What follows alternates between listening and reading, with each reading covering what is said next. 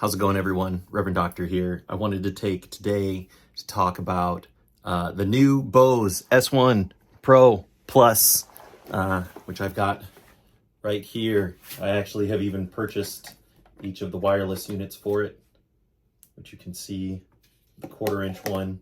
I also have the XLR here plugged into the other slot. And I wanted to give my thoughts as a singer-songwriter.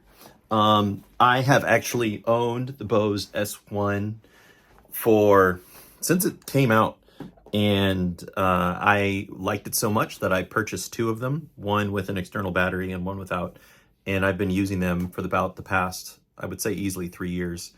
And I love the product a lot. And the Bose S1 Pro came out, and I was like intrigued because it had a lot of the updates that I wanted.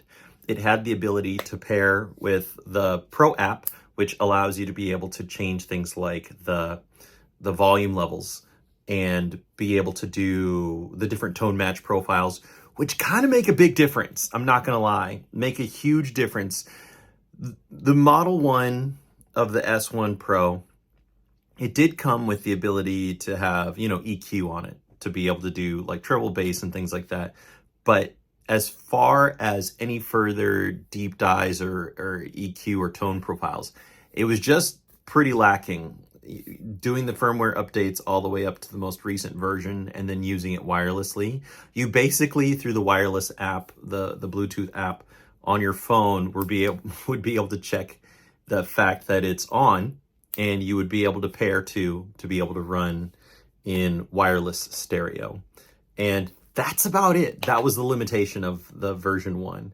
And 2, the great thing about it is I used the S1 as a stage monitor a lot of times because I loved that it had a relatively robust frequency response, especially for how small it is and how light it was. I loved it and wanted to be able to have the flexibility of potentially using it for a front of house speaker also, which is why I bought a second one. But I gotta say, the new version, the S1 Pro Plus, is just better in pretty much every way. Somehow it's slightly lighter. It's not any smaller necessarily. I mean, it does have rounded edges. I don't know that I like that because the S1 could tend to end up, because it was just so small and so compact, it could end up rolling on you.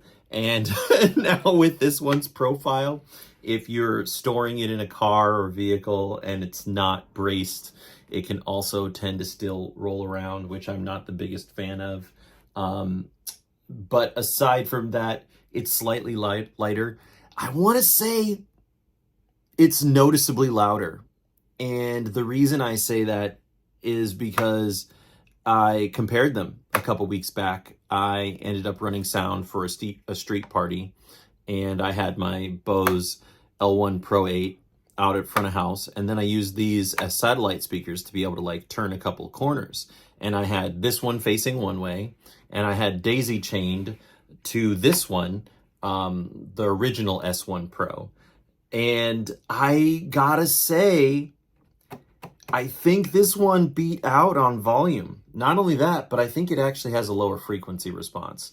Or at least what ends up happening. So as a live looper, I'm throwing a lot of lows to this particular unit. I'm sending not only, an octave bass, it's my guitar with an octaver on it, but the other thing that I'm sending out is, tapping on the tops of my guitar in a percussive way, whether it's like to emulate snare or kick.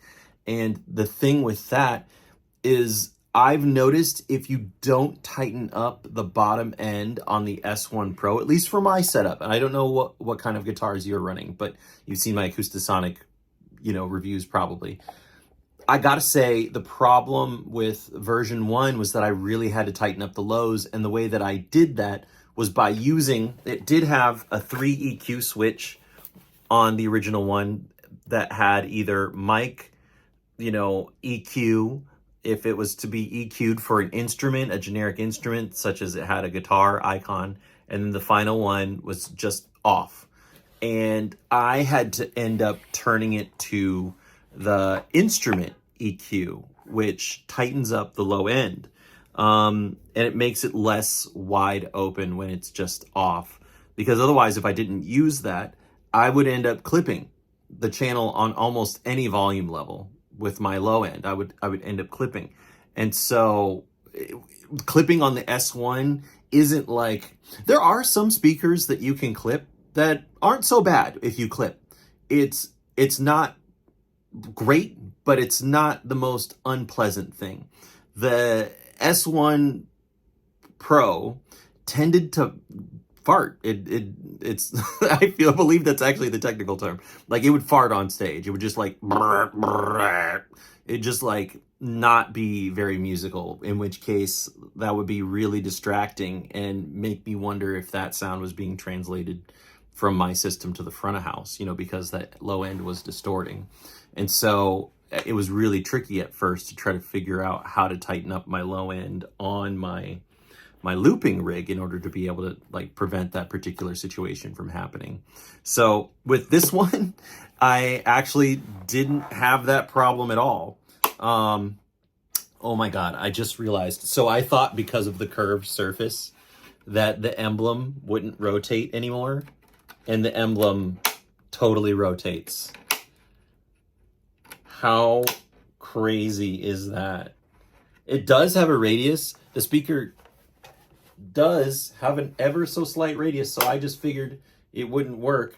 But you can see that the emblem somehow is mostly flat. I am so confused by that.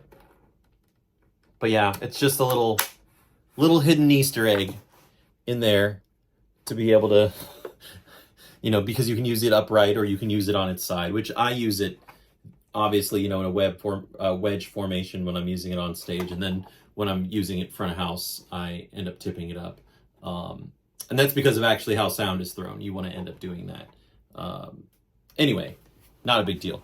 But wow, who knew? But it turns out it can only be rotated one way.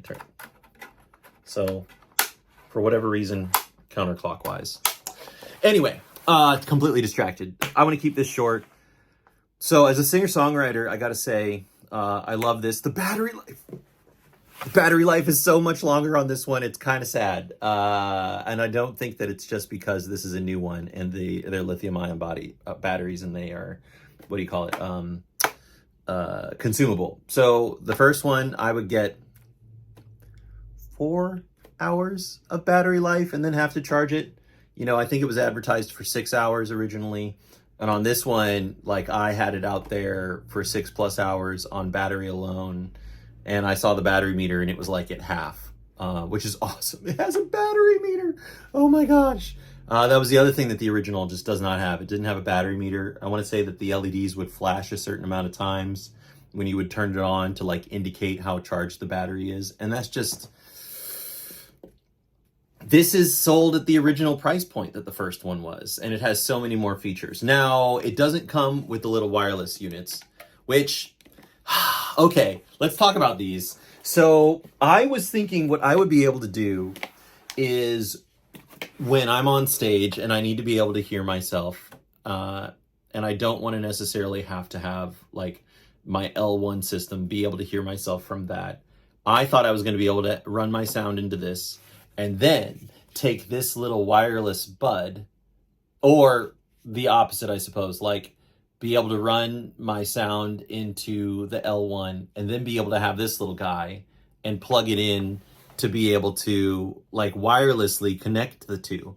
That is not the case. So when you try to plug this in on the back of the L1 Pro, the L1 Pro 8, I guess I don't know if that you can do this on the L1 16, but there you can't plug it in. It's because there are screws holding in place. So this is the exact, like, so this is the female port and this is the male port.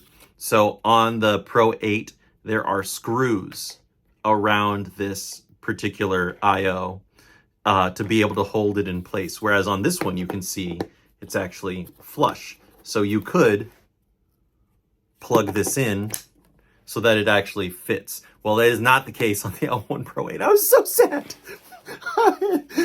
about it. The other thing is that they're not lying about the distance.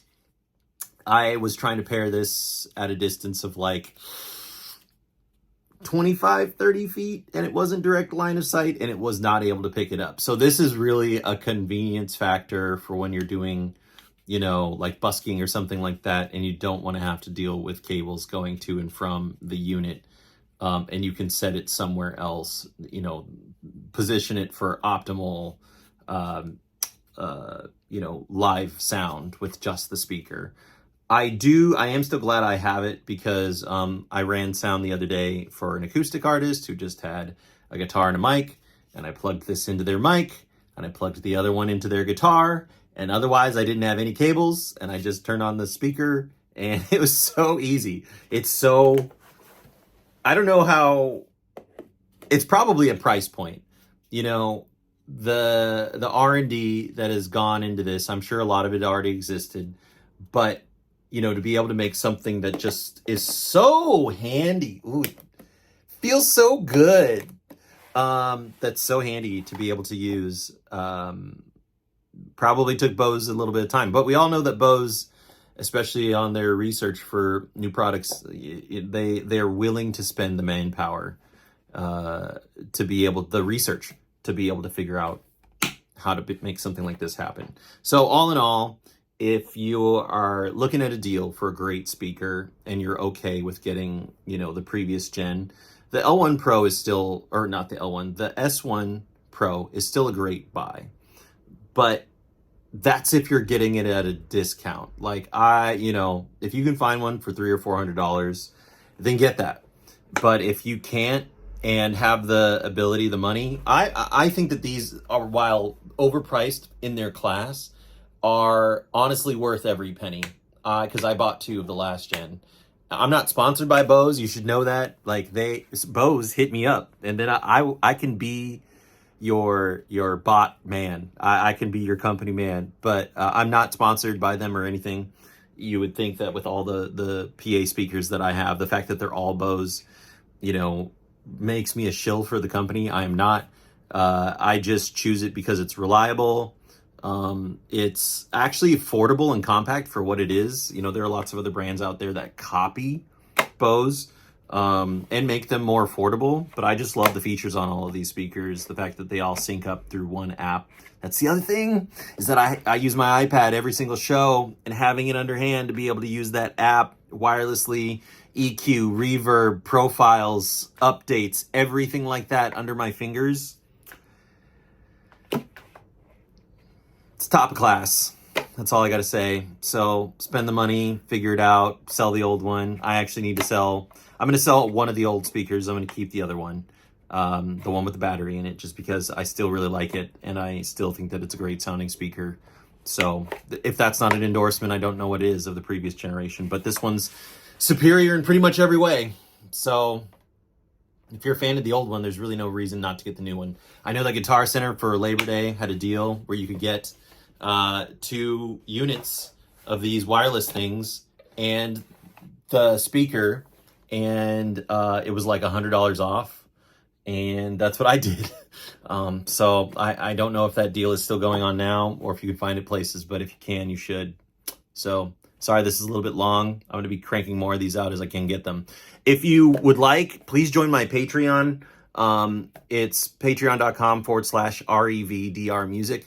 I'll put it down below, link in the description, but that helps me do these videos. Let me know that you guys are enjoying, but give me feedback, whatever. If you liked this review, if this was helpful or informative to you. I'm not trying to sit here just to hear myself talk as much as you might think, the fact that it's just like a talking head video, but I'm trying to give you the information that I would want as a performing musician, wherever you're at.